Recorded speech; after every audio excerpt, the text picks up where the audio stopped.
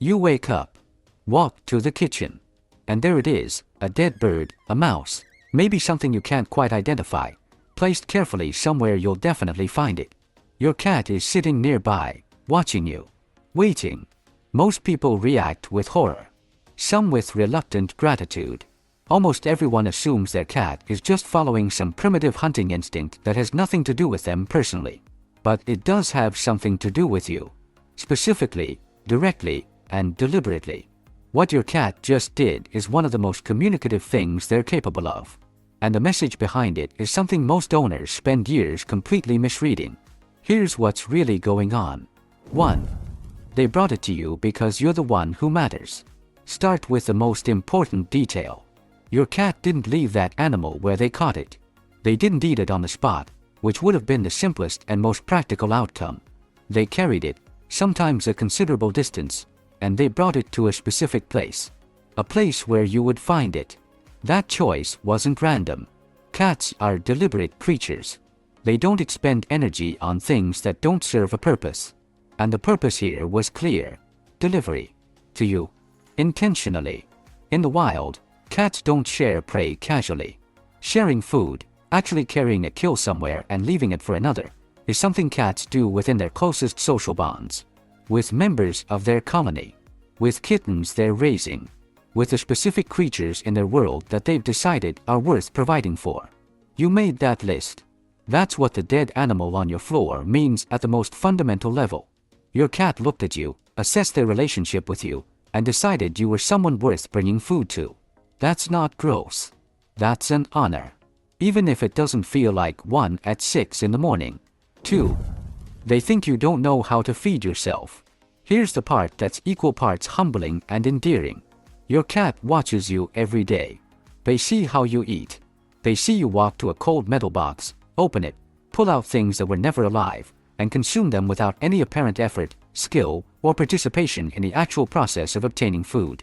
From their perspective, you are a spectacularly poor hunter. You never stalk anything. You never chase. You never catch. As far as your cat can observe, you have no meaningful survival skills when it comes to the most basic requirement of staying alive.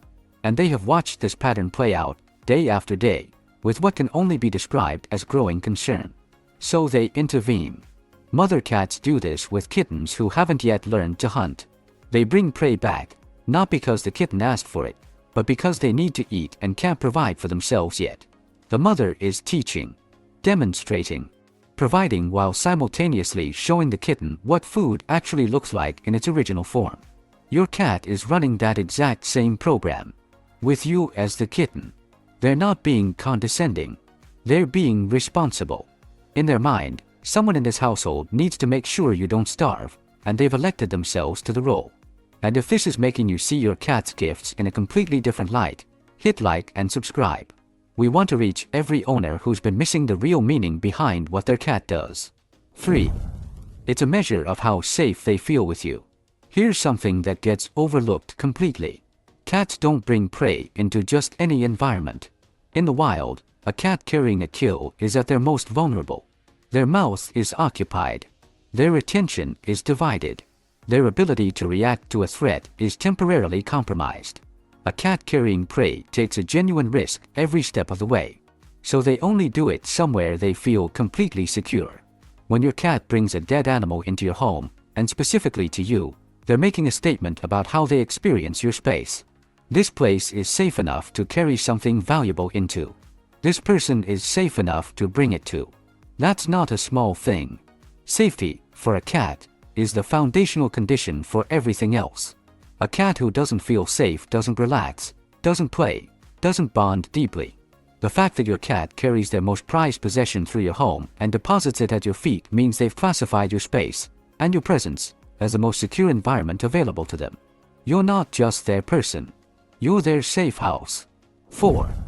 Sometimes it's half alive, and that part is deliberate too. If your cat has ever brought you something that wasn't quite dead yet, you know the particular horror of that experience. It feels random. It feels cruel. It can feel like your cat is staging some kind of small theatrical event at your expense. But it's not random. And it's not cruel. It's instructional.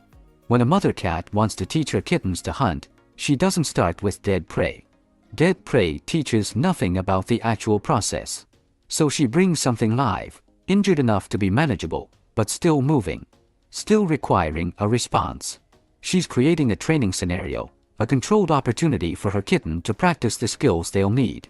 When your cat brings you something still alive, they're doing the same thing. They're giving you a chance to participate, to practice, to demonstrate that you're learning. The fact that you don't know what to do with it, and that your reaction is usually some version of panicked retreat, is, from your cat's perspective, precisely the problem they're trying to solve. They're not torturing you. They're trying to teach you. And every time you fail to engage with a lesson, they go back out and try again. Their commitment to your survival is, frankly, remarkable. 5. The location where they leave it matters more than you think. Pay attention to exactly where your cat places these gifts, because the placement is not accidental. Cats who leave prey by their owner's bed are making a statement about the most personal, most vulnerable space in the home.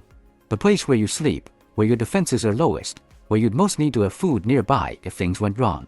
Leaving something there is an act of provision aimed at your most unguarded moments. Cats who leave prey near the front door are thinking about transitions, about the space between your world and the outside. It's almost territorial in nature. A statement about what this household produces, what it's capable of, what any visitor should understand about the people and animals inside it. Cats who place prey in the kitchen, near where food already lives in your home, are making a connection. They've observed that the kitchen is where food comes from for you, and they're adding to it.